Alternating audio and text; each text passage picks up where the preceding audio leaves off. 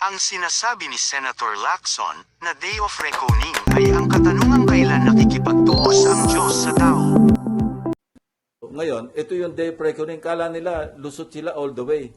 Ang malas nila, mukhang may nakialam sa taas na. Nagbagyo ng 3 sunod-sunod para may divine intervention, para mabulgar lahat. Otherwise, tuloy-tuloy sila sa casino. Yung pera natin. I wanna drown my sorrow. No tomorrow, no tomorrow. Una, Bibli ko na pag-unawa sa araw ng pagtutuos. Ito ay tumutukoy sa isang panahon kung kailan tinatawag ng Diyos ang lahat ng tao para sa kanilang mga gawa, mabuti man o masama. Minanggit ito ng mga propeta sa lumang tipan bilang araw ng Panginoon. Isaias Kapitulo 13 versikulo 6, Joel Kapitulo 2 versikulo 31, Amos Kapitulo 5 versikulo 18. Sa bagong tipan, ito ay nauugnay sa panghuling paghatol. Roma Kapitulo 14 versikulo 12, Pahayag Kapitulo 20 versikulo 11 hanggang 15. Ito ay hindi lamang parusa.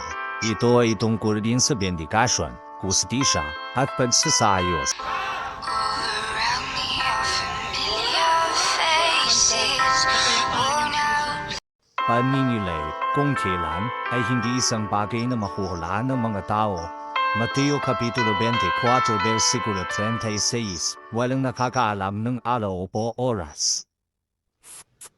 Ang diin ng banal na kasulatan ay ang pagiging handa, pamumuhay sa katarungan, kababang loob, at pananampalataya upang ang pakikialam ng Diyos ay hindi isang kakilakilabot kundi isang kadalakan.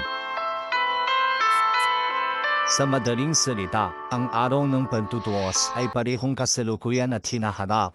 Ang Diyos ay nakikialam ngayon sa mga sandali ng pagtutuwid at tawa, at sa huli ay mamansitan sa isang pangwakas, mapagpasyang pagkilos ng paghatol at pagpapanibago. Court of Appeals today granted the freeze order on 135 bank accounts and 27 insurance policy connected to individuals and corporations allegedly involved in the irregular flood control projects.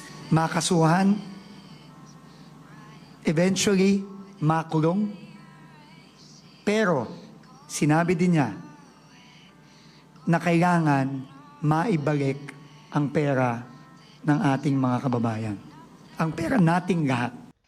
Which includes the now infamous BGC boys, Alcantara, Hernandez, Mendoza et al.,